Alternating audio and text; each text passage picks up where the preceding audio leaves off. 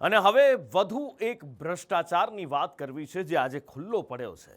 ગરીબો માટે ઘરનું ઘર એક સપનું હોય, પણ અધિકારીઓ માટે એ લૂંટનું સાધન બની ગયું. ગરીબોને ઘરનું ઘર મળે એ માટે શરૂ કરાઈ આવાસ યોજના, જેમાં કાગળ પર જ મકાન બની ગયા અને લાભાર્થીઓને સહાય પણ ચૂકવાઈ ગઈ. અને એ સહાય ક્યાં ગઈ ખબર છે? અધિકારીઓના ખિસ્સામાં.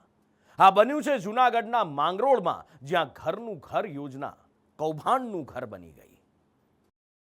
દરેક ગરીબને માથે છત હશે, બસ આ જ વાયદા સાથે સરકારી આવાસ યોજના શરૂ કરાય.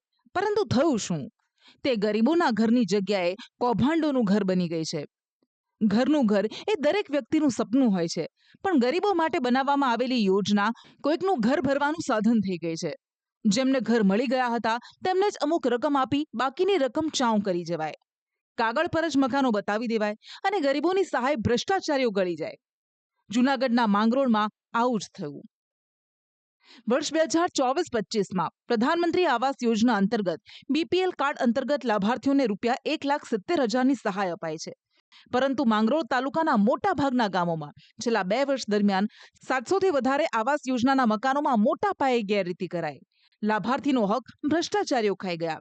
જેમની પાસે પાક્કા મકાન પહેલેથી જ હતા તેમના નામ બતાવી તેમને અમુક રૂપિયા મકાન બનાવ્યા વગર જ આપી દેવાના આક્ષેપ લાગ્યા છે. તો તેમને જે મકાન ફાળવાયા હતા તેના 1,70,000ની જગ્યાએ 1,10,000 જ અપાયા અને બાકીની રકમ ચાઉં કરી ગયા.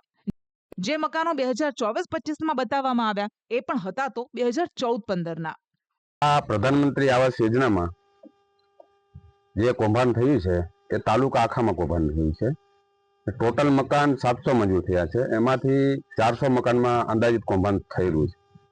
અને આ કૌભાંડમાં ગ્રામસેવક મકવાણા, એન્જિનિયર ચાવડા અને તલાટી કમ મંત્રીશ્રીઓ દરેક ગામના અને માંગરોળ તાલુકા વિકાસ અધિકારી, આ લોકોએ પાયામાંથી વ્યવસ્થિત એક ક્યાંય એ લોકો પકડાય ને એ રીતના કૌભાંડ કરેલું છે કે 2024-25માં જેના બીપીએલમાં નામ આવ્યા એ લોકોના ઓલરેડી મકાનો પહેલાથી બનેલા હતા, પાકા મકાનો હતા.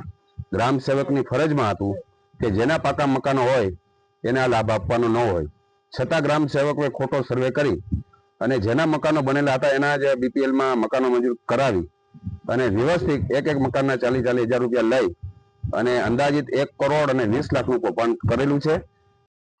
આ મામલે માંગરોળના ધારાસભ્ય ભગવાનજી કરગઠિયાએ મુખ્યમંત્રીને રજૂઆત કરતા કૌભાંડ અંગે તપાસ કરાવવાની માંગ કરી.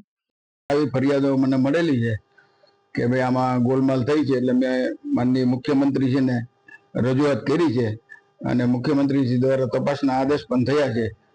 તપાસ થાય પછી ખબર પડે શું થયું છે. 667 મકાનો મારા મત વિસ્તારમાં બન્યા છે.